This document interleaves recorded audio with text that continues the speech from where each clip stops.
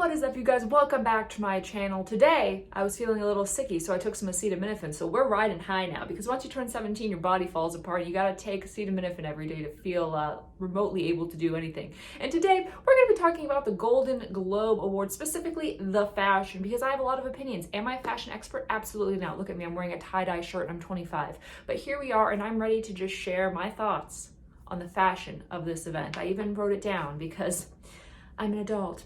First off, we've got Lily Collins. Now, here's what makes me upset about this. She was in Emily in Paris. I loved the show, and yet this outfit is serving me my grandma's rug, but I guess if you stand in a lemon field, that's gonna make people forget the fact that you're wearing her rug, but it doesn't. It's a hit and a miss for me. Next, we have Biola Davis. Now, look, these colors together, for some reason, shouldn't work, but they do. It's almost like you took your highlighter packet and you said, let's just use all the markers, but then it ends up looking like a masterpiece. However, I will say it looks like she smuggled a fanny pack into her sleeve, which is throwing me off a little bit. But overall, I'm gonna give her an apple. I don't know if that's a pass or a fail, but she's gonna get an apple from me. Next, we have Nicole Kidman, and this one took me for a loop because at first I was like, oh, maybe this works. But then the longer I stared at it, the more it just seemed like she took her dog's collar, dipped it in some gold paint, and hot glued it on there with a glue gun that she bought at Michael's one afternoon. You know, so it was so close, but ultimately it did not work for me. Next, we have Anna Taylor-Joy here. And, you know, the color really speaks to me. It's a deep, rich emerald. It reminds me of watching Wizard of Oz when I was a youngin'. But what loses it for me is the pillowcases that she decided to attach to her wrists. So close, but ultimately I think it was just going too big, and so I'm going to have to ask her to go home. Next, we have Julia Garter. I should also mention that I don't know 97% of the people on this list, so if they're one of your favorites, I apologize, but I probably don't know what they're from.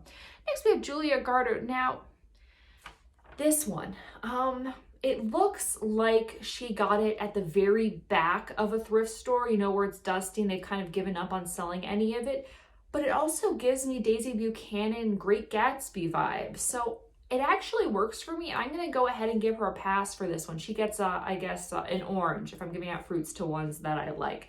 It shouldn't work, but it does, and for that, I applaud her. Next, we've got Ellen Pelman. Now look, I love that her name almost rhymes. That's really fun for me. So we're starting off hot with that.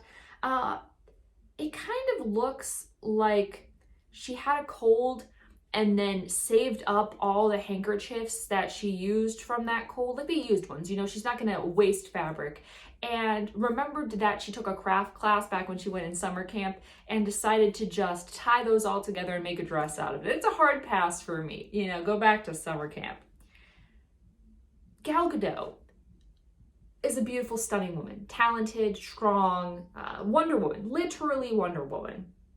And yet, she chose to wear an outfit that simultaneously looks like she bought it at Forever 21 and also let her grandma pick it out.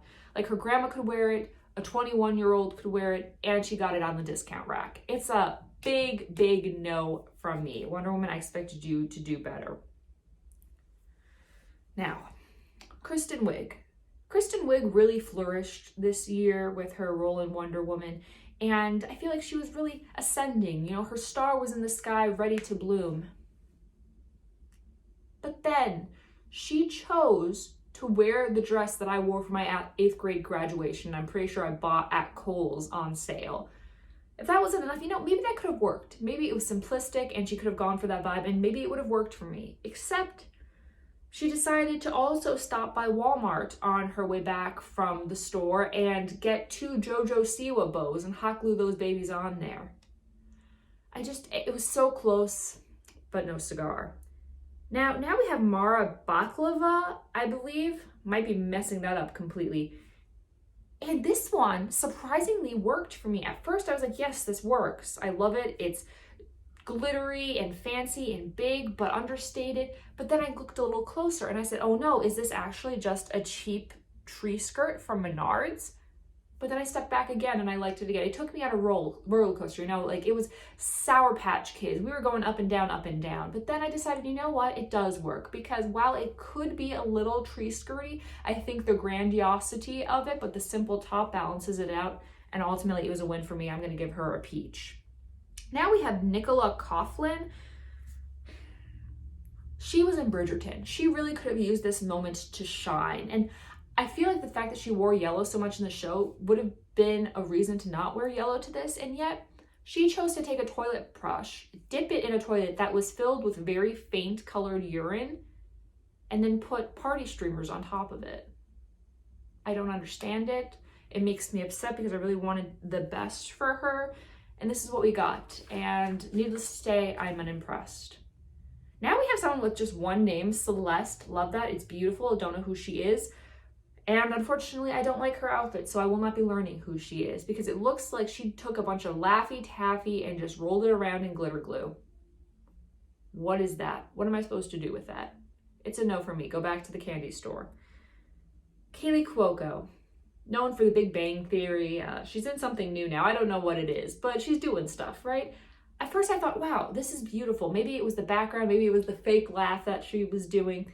But then I realized, no, this is just a comforter. This is a comforter that you spend $100 on and regret it immediately. Is it lovely? Yes, but then you ultimately put it in the guest bedroom and never see it again. You don't wear it to an awards event or to stand by your pool, I guess, in your backyard. Come on, Kaylee, what are you doing? This one, I don't even know where it's coming from. I love Tiffany Haddish. I think she's actually taken over for Ellen a few days on her show and like crushed the hosting game. I think she's funny. I love her confidence. For some reason, I looked at this outfit and I just see spatula. I don't know why. I don't know why that comes to me or why I'm thinking of a kitchen utensil, but I just see spatula. Maybe cheese grater actually is what I'm seeing. But no, she's not ready. She's not ready. And I'm sorry, Tiffany, I love you. This next one is Amanda Seyfried, something, Mamma Mia. And at first, I was like, oh my gosh, yes, this is amazing. This is another sweet and sour one, okay? And what took me on a journey. I said, okay, I see this. This color works really well with her skin tone. I like her hair. It's soft and flowy. The dress is simple yet elegant. And I said, oh, that flower situation actually works well. But then I stared at it more and I'm like, did she actually just get a wreath from Michael's that was on sale for Easter and wrap it around? And then I thought, well, maybe it's higher quality fabric than what I can see from here because, you know, this is just a picture she took in her house. But ultimately it worked for me. And for that, I give her a juicy slice of watermelon. It worked, but it was so close to not working, but she prevailed. And for that, I applaud her. Now we have January Jones. I really like this outfit. It's a little spicy, a little classy. She's saying, hello, I'm here, I have arrived.